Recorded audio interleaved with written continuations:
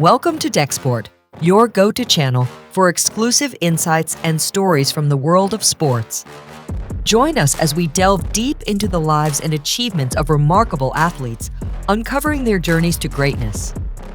From breaking records to inspiring triumphs, Dexport brings you closer to the heart of sports excellence.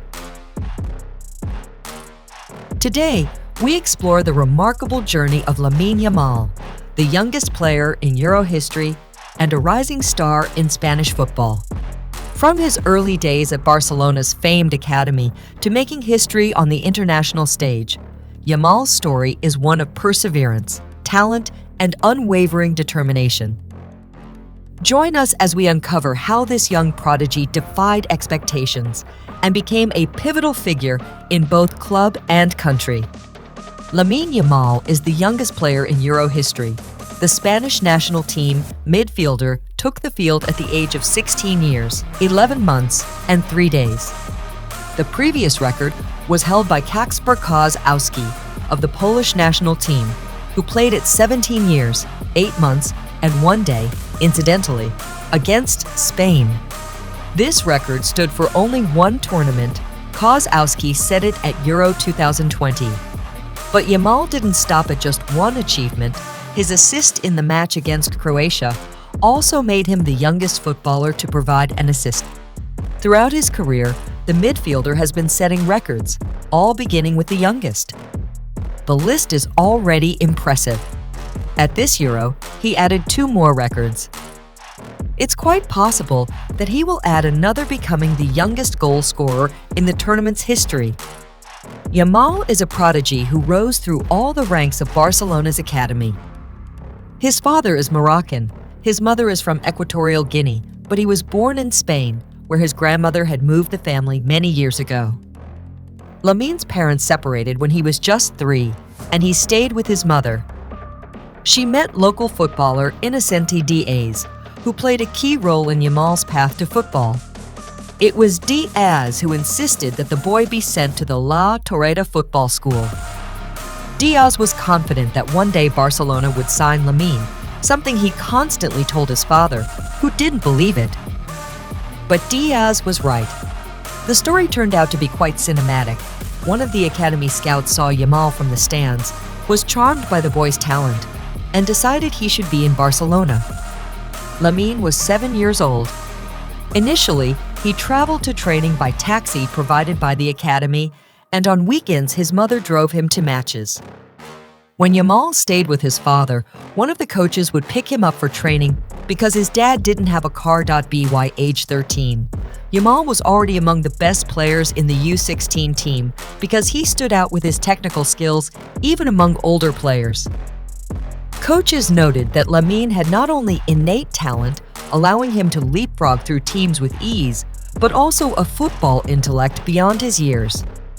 Moreover, despite being head and shoulders above many boys in the academy, he never behaved selfishly or arrogantly. His football was always generous. He thought about his teammates, shared the ball, and was never a soloist. Even at 13, his main goal was not to impress everyone with his dribbling or flashy shots, but to win. Johan Cruyff preached the idea that age doesn't matter. If you're good enough, you're old enough, and it fits perfectly with Yamal's entire development path. Usually, young players gradually transition to play 11 A-side games, but Lamine's progress was lightning fast.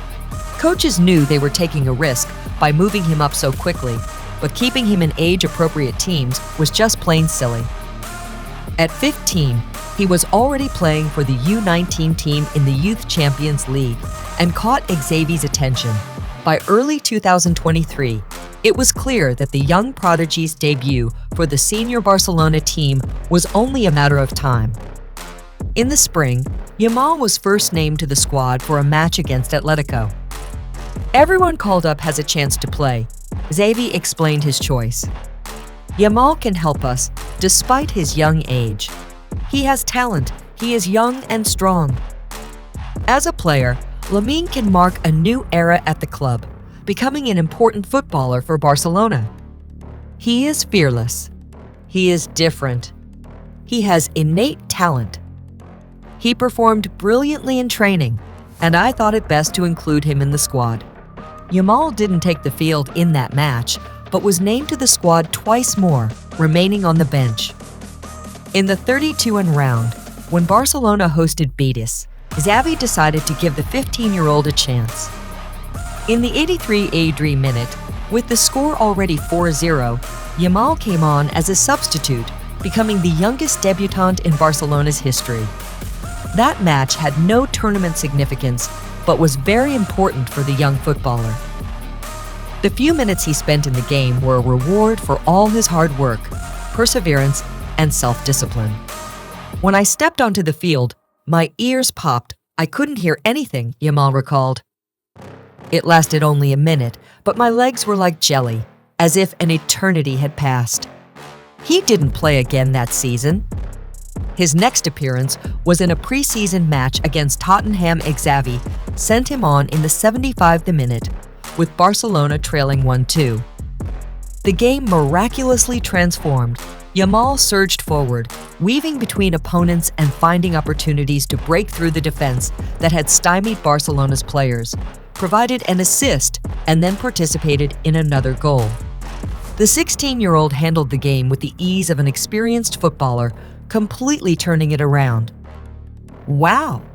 Despite this rapid rise, it was hard to believe Xavi would quickly trust Yamal with a starting spot. But Rafinha's elbow in the first round of the new season became a fateful moment. The Brazilian was sent off, and Barcelona's coach had no other options for the position but Yamal. Thus, Lamine became the youngest La Liga player to start a match.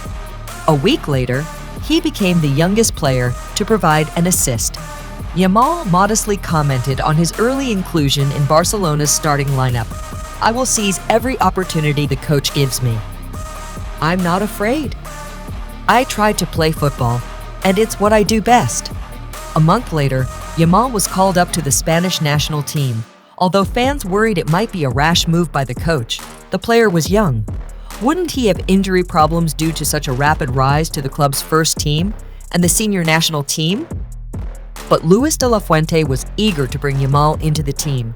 He looks like he's been touched by a magic wand. He is different. Yamal debuted. Once again, he became the youngest.